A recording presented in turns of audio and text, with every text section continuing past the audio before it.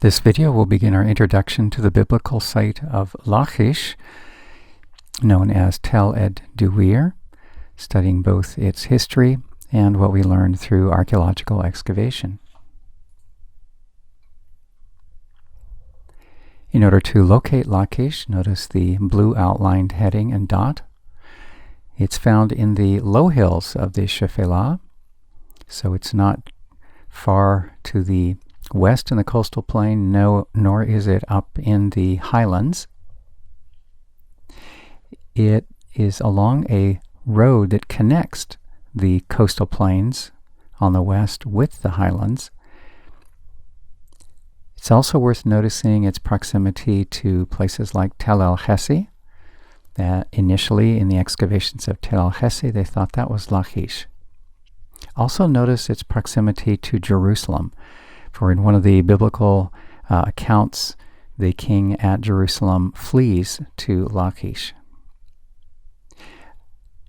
You're aware how important it is to have a water source, so notice that Tel Lachish is located at the edge of Nahal Lachish, or Wadi Ghafar, and this is a stream that is not perennial, but during the rainy season would flow richly. With the help of Google Earth, you can get a sense of the terrain and also the general location. Notice it's not in the hill country there to the right, nor is it very close to the coast.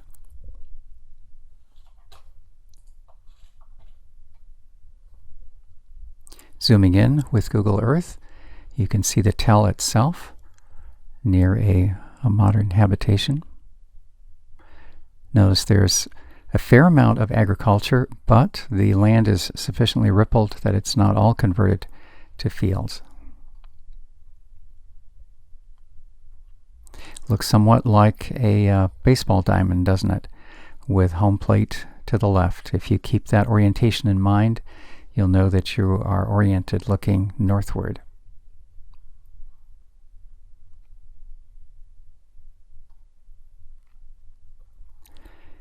And now we have a 180 rotation in this helpful photograph. What I appreciate about this is we're able to sense how tall the Tel is. Again, we are looking now to the south.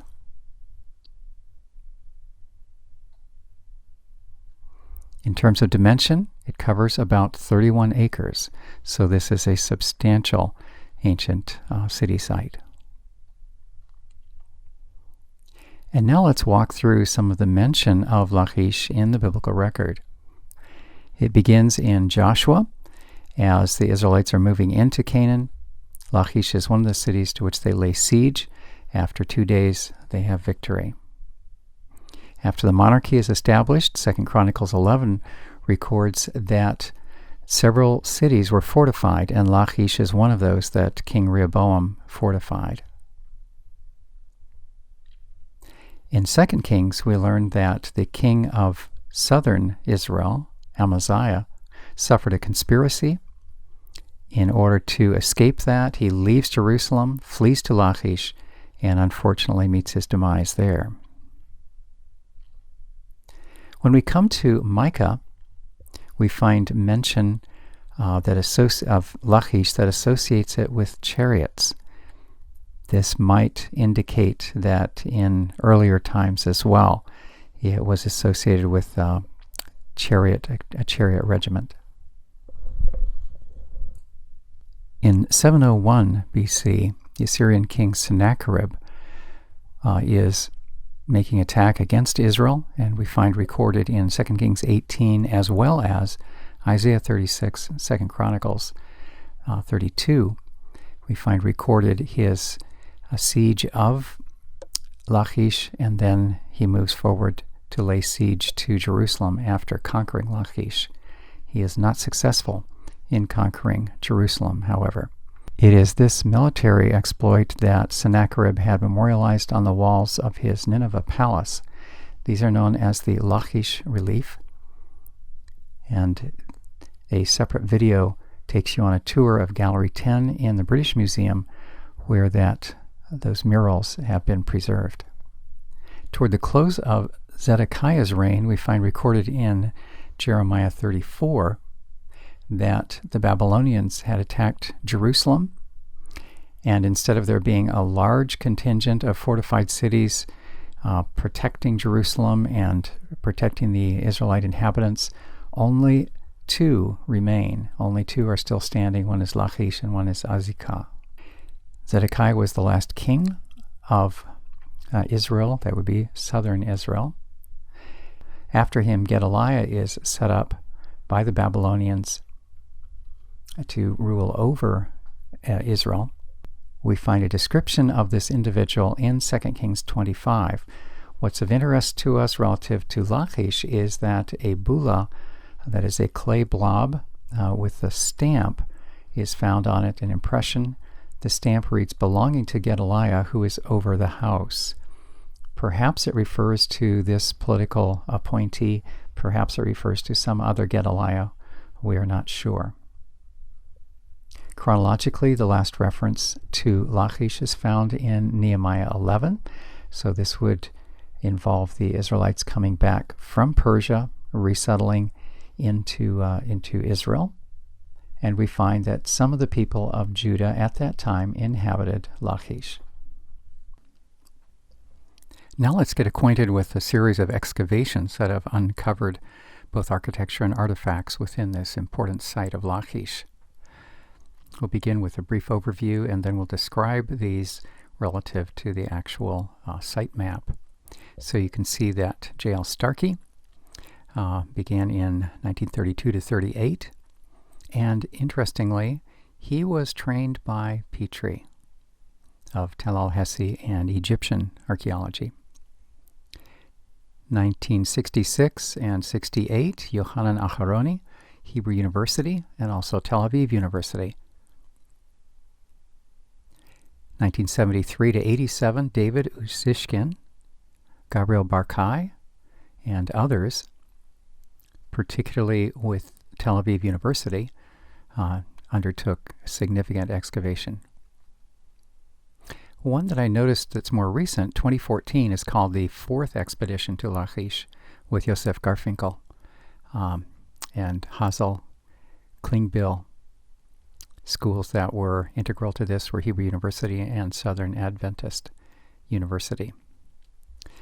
If you wish to study the descriptions, pause the video at this time. Otherwise, we'll roll forward and I'll endeavor to describe a few of the things they did relative to the actual layout of the city. Let's get acquainted with some of the major features of the site by the use of this particular site map. The key that you see on the left is simply an enlargement of what you see in the lower left corner of the map itself. So let's locate number 1, the outer gate. You'll see that towards the bottom central area. You can see that it's a multi-chambered gate based on what you see in point 2, the fingers, and consequently the various chambers that are produced. Then there's reference to number 3, the outer revetment wall, and you'll see that number showing up at several points around the perimeter. And that's to be contrasted with number 4, the main wall. To locate that, notice the lower right zone, the shaded number 10, and just below that, numeral 4. So that's a more substantial wall. In the middle, we find number 5, which has been identified as the palace-fort. Number 6 is an excavation zone known as Area 5. Number 7 is called the Great Shaft. Initially, that was thought to be a well. Later on, they concluded it was probably actually a quarry. A well, in contrast, a genuine well, is towards the top center of the page, number 8. Number 9, the lower right, is the remains of the Assyrian siege ramp. This was the both most heavily defended portion of the wall, and consequently we would think this would be the last place the attackers would try to launch an effort to overtake the city. But due to the topography, this is the area where the surrounding hills are highest so it was simplest. It would require the least movement of earth in order to build a ramp up to the height of the existing wall. Number 10 is a shaded area, you'll notice, inside the main wall. As the defenders of Lachish noticed that Sennacherib's troops were building an Assyrian siege ramp, they undertook to reinforce their defense and also their access by creating a ramp of their own on the inside. By access, I refer there to troops being able to easily get up high and oppose the efforts of the siege ramp, not access in terms of opening a gate. Number 11 seems to be a religious structure, which is known as the Acropolis Temple, and that distinguishes it from number 12, the solar shrine. Solar because of its orientation towards the east. And then number 13, this is outside the walls on the lower left. This is called the Foss Temple. Foss describes a depression, a channel that's cut like a moat. A moat would be typically a water-filled foss. The Foss Temple then refers to a depression, evidently human-made depression, and the fact that a temple was found in that depression. All right, this is the basic orientation. Notice the cardinal point north in the upper right is pointing a little bit to the left. And now that same site map is located on the left. We've had to rotate it clockwise a little bit in order to make it match the more due north orientation of Google Earth. And now, by way of review and reinforcement, let's go over those same points. Practice locating the outer gate. Now you see number 1 in the center lower portion, and then the inner gate just inside. Number 3, the outer revetment wall. We've numbered it a few places. See if you can find number 5, the palace fort, and notice there is a rectangle of residual excavation. 6 is area 5, and then number 7, the great shaft. Perhaps that's related to some of the indentation marks that are seen there.